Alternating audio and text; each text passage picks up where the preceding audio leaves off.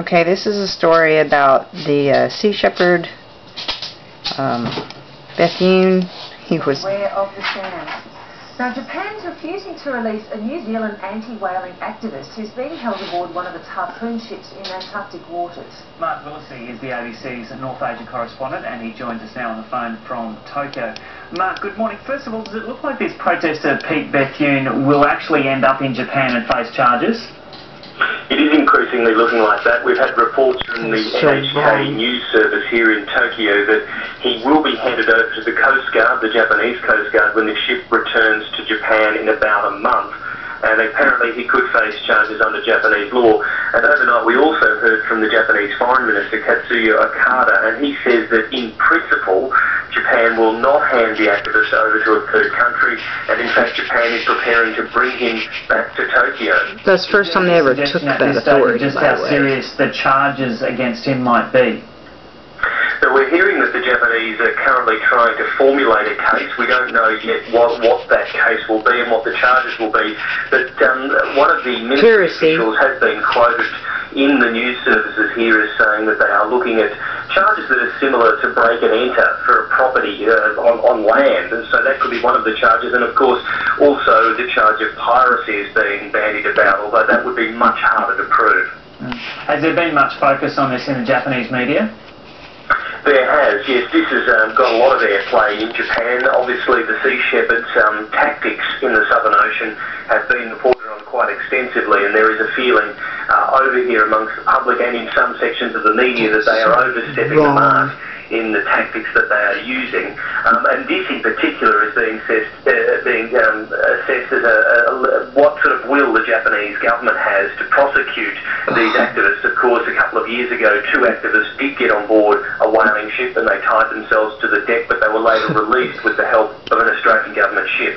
Now this time round, the Japanese government is saying it's going to deal with Peter Bethune in a very strict manner. So he could well be... They almost killed him, though, the way they rammed his ship. And it's going to be interesting for the Foreign Minister, Katsuya Okada. He's actually heading to Australia this weekend for talks with the Prime Minister, Kevin Rudd, as well as the Foreign and Defence Ministers. And we understand that Japan's plans for Mr Bethune could very well be a topic of conversation during those meetings in Australia this weekend. Now, just more broadly on the whaling issue, Mark, the Australian government, of course, has been holding off on action through the international criminal courts until about the middle of this year. Is there any sign that there could be a diplomatic solution to the whaling issue before mid this year?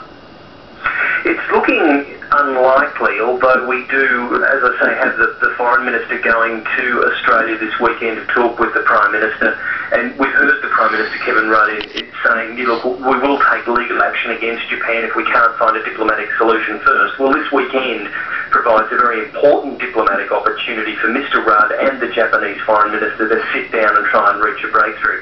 But the Foreign Minister, in an interview with me, actually said a couple of months ago that Japan's whaling program is part of its cultural heritage and that they were not going to change the policy. So he was very emphatic about that.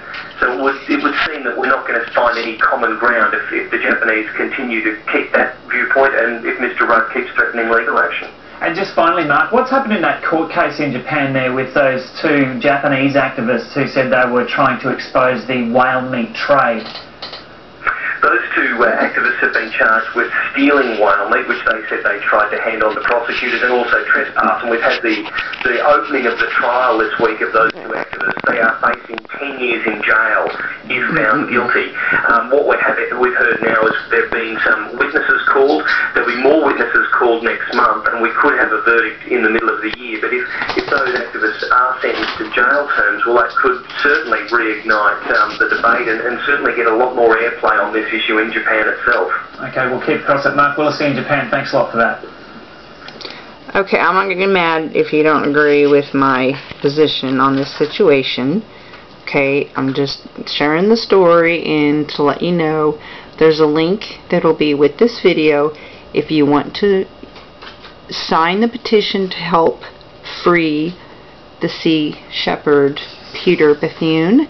Then there it is. You can follow the link, go to the website, and participate. That's the only reason I'm doing this video, for those to circulate freeing this guy. Like I said, I'm not into getting a debate whether or not what these people are doing is wrong. I just want people to know that there's this petition for him if you don't already know, and to share it with others. Okay, God bless you.